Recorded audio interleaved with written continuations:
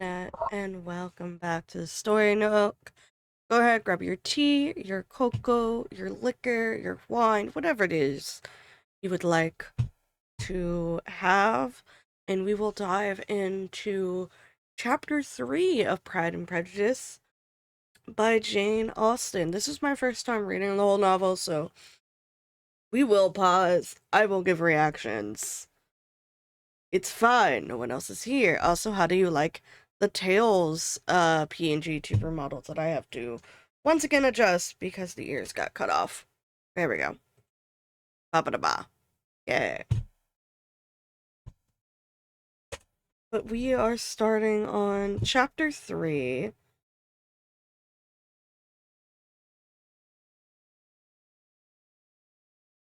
There we go. And we have this illustration of a man. He's coming down on a horse. We have a house here. And then a tree to the left.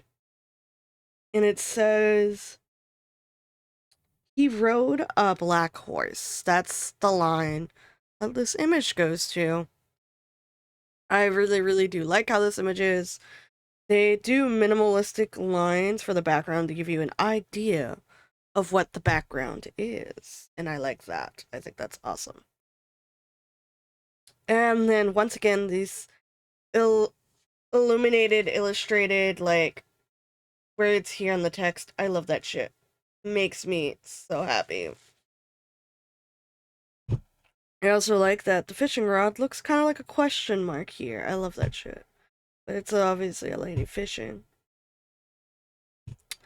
Not all that Mrs. Bennet, however, with the assistance of her 5 daughters, could ask on a subject, was sufficient to draw from her husband any satisfactory description of Mr. Bingley. Oh, so she's asking her husband, Mr. Bennet, what does Mr. Bingley look like? And he's refusing to tell her. Mr. Bennet, be nice to your wife, please. They attacked him in various ways, with barefaced questions, ingenious suppositions, and distant surmises, but he eluded the skill of them all, and they were at last obliged to accept the second-hand intelligence of their neighbor, Lady Lucas, who, if you recall in last chapter, Mrs. Bennet said Lady Lucas wouldn't introduce them, only she would introduce them after she introduced her own daughter first, I believe. Her report was highly favorable. Sir William had been delighted with him. He was quite young, wonderfully handsome, extremely agreeable, and, to crown the whole, he meant to be at the next assembly with a large party. Nothing could be more delightful. To be fond of dancing was a certain step towards falling in love, and very lively hopes of Mrs. Bingley's heart were entertained. If I can but see one of my daughters happily settled at Netherfield, said Mrs. Bennet to her husband, and all the others equally well married, I shall have nothing to wish for. In a few days, Mr. Bingley returned to Mr. Bennet's visit, and sat about 10 minutes with him in his library. So, back in the day, everyone had, like, their own personal, like, library study where they kept all their books. So Mr. Bingley has gone to Mr. Bennet's house, and they sat 10 minutes in the library, in, like, the study area.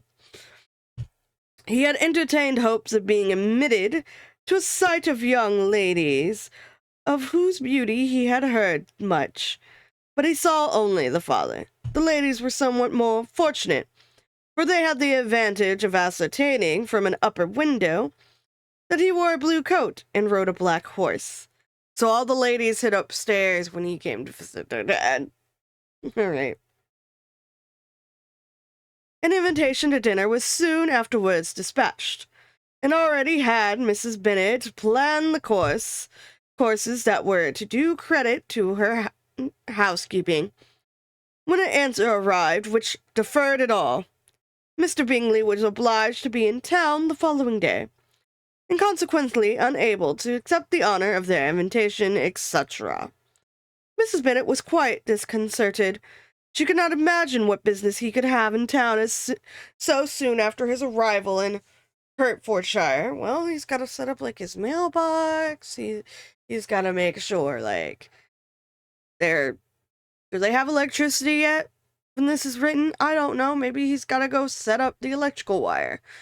Make sure his house has electricity. Make sure his house has water coming to it. Stuff like that. And she began to fear that he might always be flying about from one place to another, and never settle in Netherfield as he ought to be. Lady Lucas quieted her fears a little by starting the idea of his being gone to London, only to get a large party for the ball. And a return soon followed that Mr. Bingley was. Okay, so we have a gentleman, a lady, a gentleman, a lady, and another gentleman. When the party entered, so this is from 1894 by George Allen. So we have 2 ladies and 3 men entering a party. To bring 12 ladies and 7 gentlemen with him to the assembly. The girls grieved over such a number of ladies, but were comforted the day before the ball by hearing that, instead of 12, he only brought 6 with him from London, his 5 sisters and a cousin. Yay! We're the 7 gentlemen. And when the party entered the assembly room, it consisted of only 5 altogether. Mr. Bingley, his 2 sisters, the husband of the eldest, and another young man. So, this, I'm presuming, is Mr. Bingley, his eldest sister, her husband, another sister, and a different man. Mr. Bingley was good-looking and gentlemanlike. He had a pleasant countenance and easy, unaffected manners. His sisters were fine women, with an air of decided fashion. His brother-in-law, Mr. Hurst, merely looked the gentleman, but his friend, Mr. Darcy, soon drew the attention of the room by his fine, tall person, handsome features, noble mien, and the report, which was, in general, circulation within 5 minutes after his entrance, of his having 10,000 a year. Because 10,000 a year, you were very well off. If you had 10,000 a year, you could buy a house, buy a car, afford 2 vacations a year, buy a second car, have a housewife or a house person, just your spouse that stayed home. They didn't have to work. And then you could have like 3-4 kids. Like you could have that if you made 10,000 a year. Way back in the day. You could have more back in like the 1800s.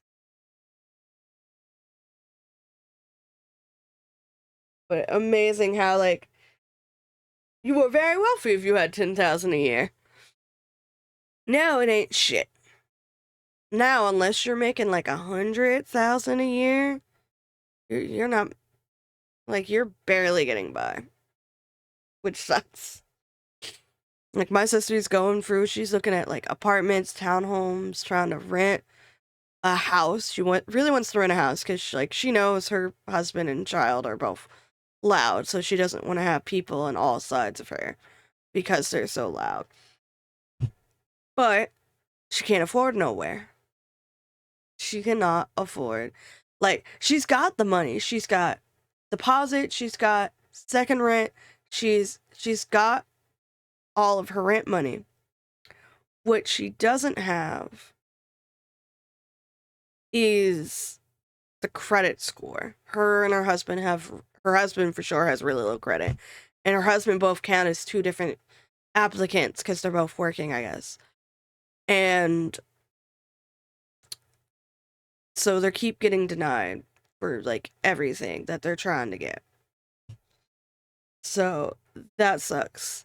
She specifically started looking for places that will accept her husband's credit score. So hopefully by next video, or when this video goes out, my sister, who really loves this book and told me to read it, will have a place. Ask in the comments below about how my sister's house hunt is working, because like right now she lives in the basement of a house with several relatives, and one of which is a racist controlling bitch who won't even let them go upstairs to use the bathroom or take a shower or bathe or anything, which fucking sucks. And then the racist sibling complains.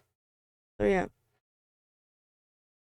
go and ask about how my sister is doing, so that I, one, know that people are hoping she gets a place, and two,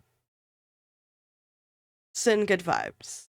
I'm hoping that once I start making monetization, I can be like, hey, one of y'all in this house is really good at video editing. You want to do some video editing for me?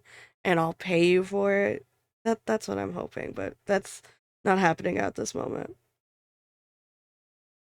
The gentlemen pronounced him to be a fine figure of a man. The ladies declared he was much handsomer than Mr. Bingley, and he was looked at with great admiration for about half the evening, till his manners gave a disgust which turned the tide of his popularity. For he was discovered to be proud, to be above his company, and above being pleased.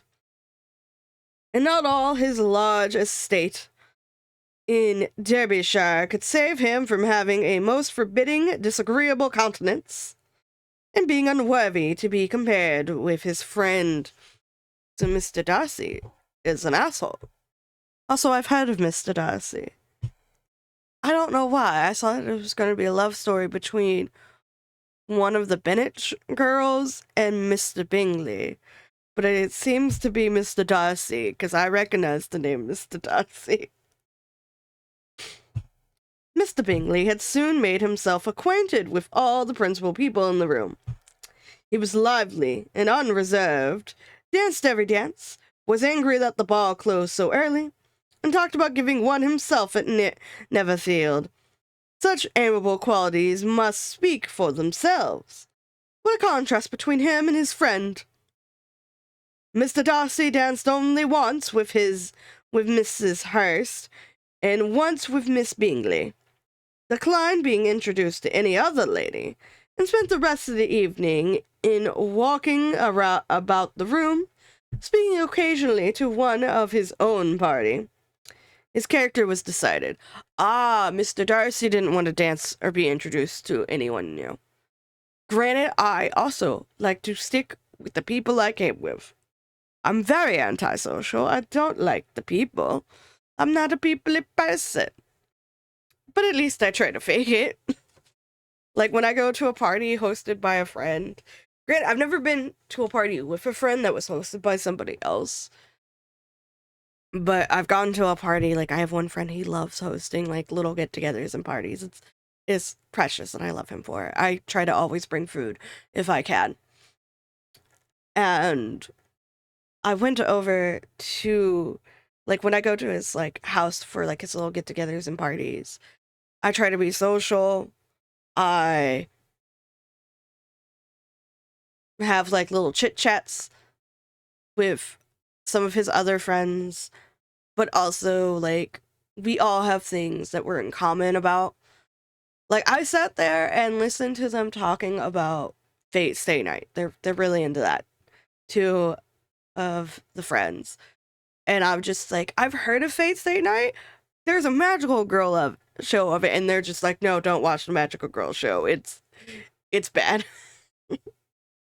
And they explained to me why I wouldn't like the magical girl show, because it's got some themes in it that are not to my taste, if I recall correctly. And I was just like, all right, I will skip the magical girl show. I might watch an episode of it and do a review on my main channel. We'll see. He was the proudest, most disagreeable man in the world, and every day hoped that he would never come in there again. Yes, he really hoped to never come there again. I think they don't want you to come there again. So, that is fine.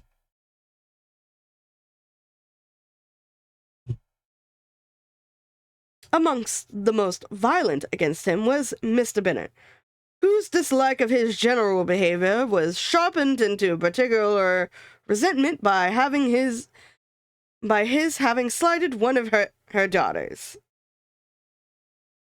So he refused to dance with one of her daughters, and she took it as a slight. That's fair. Elizabeth Bennet had been obliged by the scarcity of gentlemen to sit down for two dances, and during part of that time Mr. Darcy had been standing near enough for her to overhear a conversation between him and Mr. Bingley, who came from the dance for a few minutes to press his friend to join in. "Come, Darcy," he said, "I must have you dance. I hate to see you standing about by yourself in this stupid manner. You had much better dance." "I certainly shall not. You know how I detest it, unless I am particularly acquainted with my partner. At such an assembly as this, it would be insupportable." So Mr. Darcy's saying, I don't like dancing. I only want to dance with someone that I already know and am an acquaintance of. Which is fair.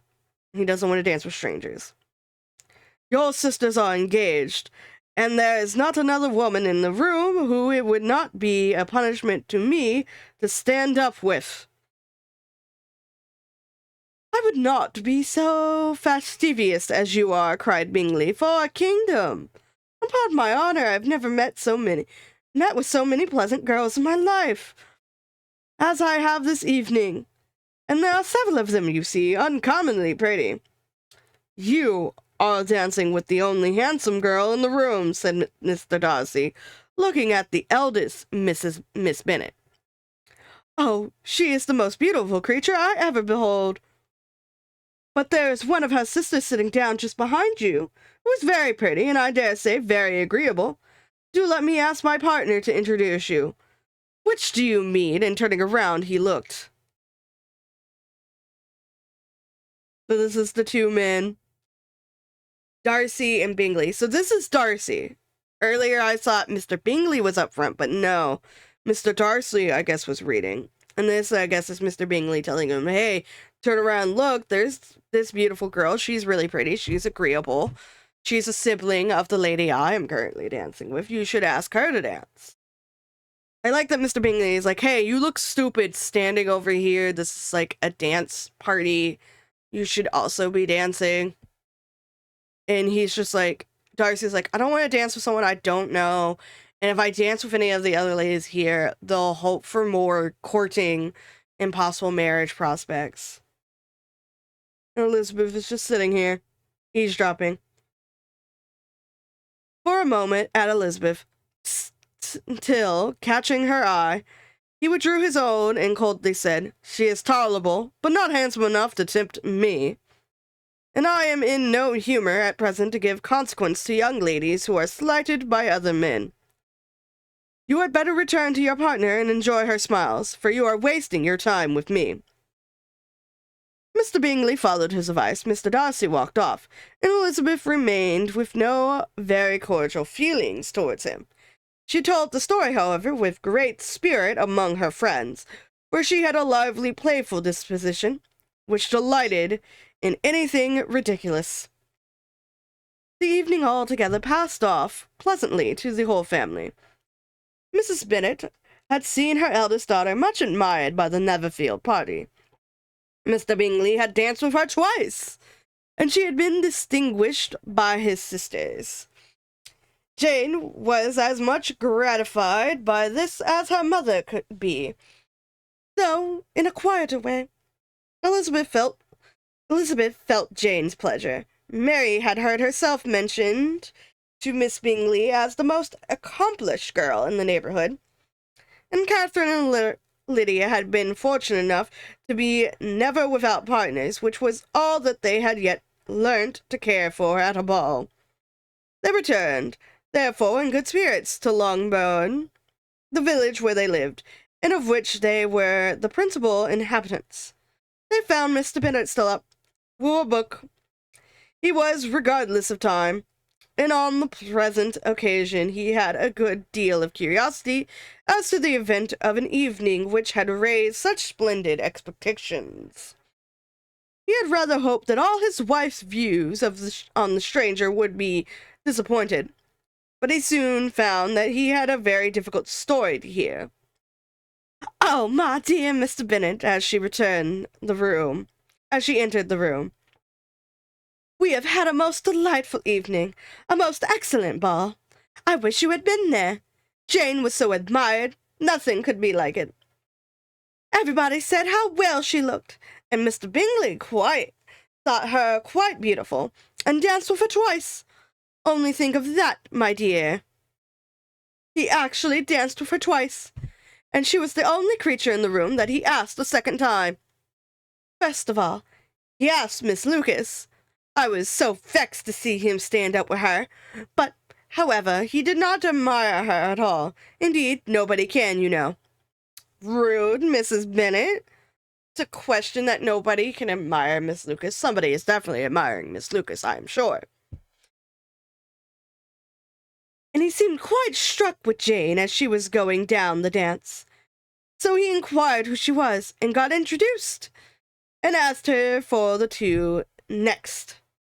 Then the two third, he danced with Miss King, and the two fourth with Maria Lucas, and the two fifth with Jane again, and the two sixth with Lizzie, and the Bolanga. If he had had any compassion for me," cried her husband impatiently, "he would not have danced half so much. For God's sake, say no more of his partners. Oh, that he had sprained his ankle in the first dance." "Oh, my dear," continued Mrs. Bennet, "I am quite delighted with him. He is so excessively handsome, and his sisters are charming women. I never in my life saw anything more elegant in their dresses. I dare say the lace upon Mrs. House's gown—" Here she was interrupted again.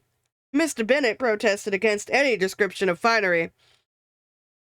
She was therefore obliged to seek another branch of the subject, and related with much bitterness of spirit and some exaggeration the shocking rudeness of Mr. Darcy. "But I can assure you," she added, "that Lizzie does not lose much by not suiting his fancy, for he's a most agreeable, horrid man, not at all worth pleasing, so high and so conceited, that there was no enduring him. He walked here, and he walks there, fancying himself so very great, not handsome enough to dance with. I wish I had been there, my dear. I wish you had been there, my dear, to have given him one of your sit-downs. I quite detest the man." Alright, and this is the illustration for chapter 4, which we will begin next time. But I quite like the story so far. Like, she gets to come home and nag and complain to her husband about every little thing, and I think that's adorable. I think that's precious of her. But so far, after finishing chapter 3, I do like it.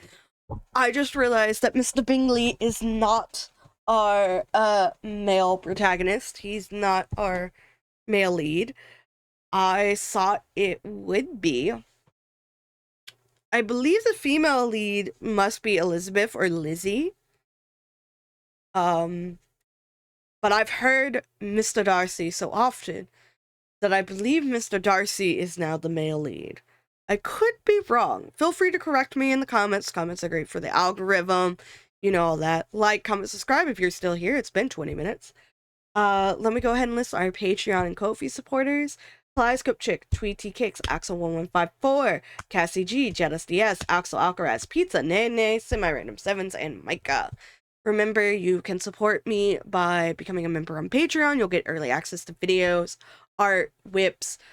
You'll get background designs you can download, Ko-fi is where I have my commissions. You can get any designs that I have up. I have a 6-page manic shadow shipping comic book that's up. I also have several coloring pages that's up that you can pretty much download for free if you want. And I've got some Valentine's Day cards that I posted that you can download and have printed. And so, yeah, thank you all so much for being here. Other ways you can support me: watch my videos, subscribe if you aren't subscribed. My goal for the end of 2026 is 100 subscribers. Be great if I could make above that, and we'll do a special like live stream if I make it to 100. Main YouTube channel. Watch my videos. I have like all my videos in a playlist. Put them on in the background. I am missing the public watch time to make monetization, and I would like to do that soon. So yeah, have a great day, all that good stuff. Bye bye.